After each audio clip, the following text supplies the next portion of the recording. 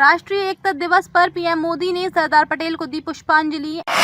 NSG सहित सशस्त्र बलों की परेड की सलामी ली।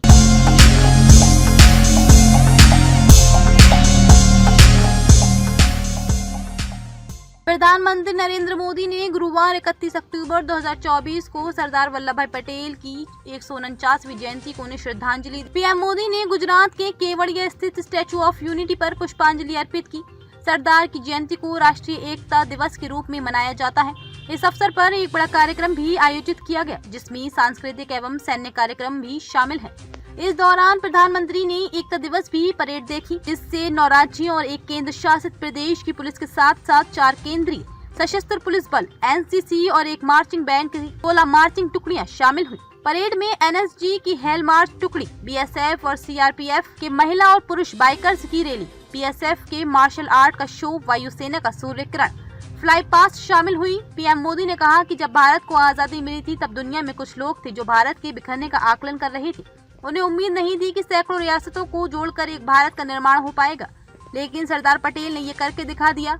पीएम ने कहा कि ये इसलिए संभव हुआ क्योंकि पटेल व्यवहार में, यथार्थवादी संकल्प में, सत्यवादी कार्य में, मानवतावादी और ध्येय में राष्ट्रवादी थे। प्रधानमंत्री ने कहा, एक सच्चे भारतीय होने के नाते हम सभी का कर्तव्य है कि हम देश की एकता के हर प्रयास को सेलिब्रेट करें, उत्सव उमंग से भर दें।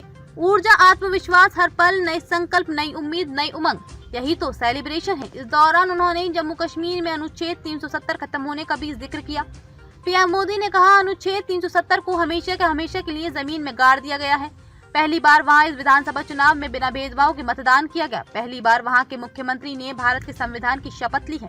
ये दृश्य भारत के संविधान निर्माताओं को अत्यंत संतोष देता होगा, उनकी आत्माओं को शांति मिलती होगी और ये संविधान निर्माताओं को हमारी विनम्र श्रद्धांजलि है। उन्होंने आगे कहा, आज पूरे देश को खुशी है कि आजादी के 7 दशक बाद देश में एक देश और एक संविधान का संकल्प भी पूरा हुआ है। सरदार साहब को मेरी ये सबसे बड़ी श्रद्धांजलि है। 70 साल तक बाबा साहेब अम्बेडकर का संविधान पूरे देश में लागू नहीं हुआ था।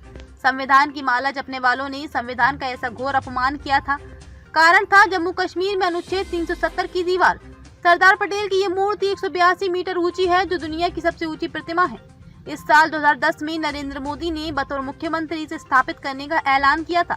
31 अक्टूबर 2013 से प्रतिमा का निर्माण शुरू हुआ था, जो 5 साल बाद यानी कि 31 अक्टूबर 2018 को सरदार पटेल की 143वीं जयंती पर पूरा हुआ। इसका उद्घाटन नरेंद्र मोदी ने प्रधानमंत्री के रूप में किया था। कहा जाता है कि इस प्रतिमा के लिए देश भर के 5 लाख से अधिक किसानों के पास से 135 मीट्रिक टन खेती किसानी के पुराने औजार दान में लिए गए। इन्हें गलाकर 109 टन लोहा तैयार किया गया और इसमें प्रतिमा बनाने में इस्तेमाल किया गया।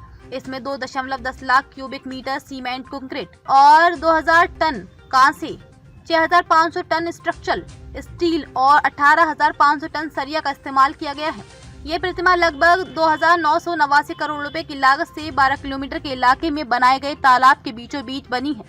ये प्रतिमा 6.5 तीव्रता के भूकंप और 220 किलोमीटर की गति के तूफान का सामना कर सकती है। प्रतिमा में 85% तांबे का उपयोग किया गया है। इसमें सैकड़ों सालों तक जंग नहीं लगेगा।